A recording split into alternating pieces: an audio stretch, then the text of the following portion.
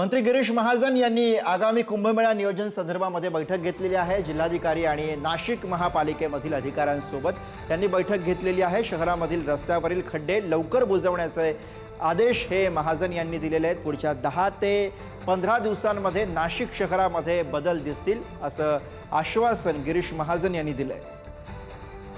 महापालिकेचे आणि जिल्हाधिकारी कार्यालयातही 2 बैठका या ठिकाणी झाल्या।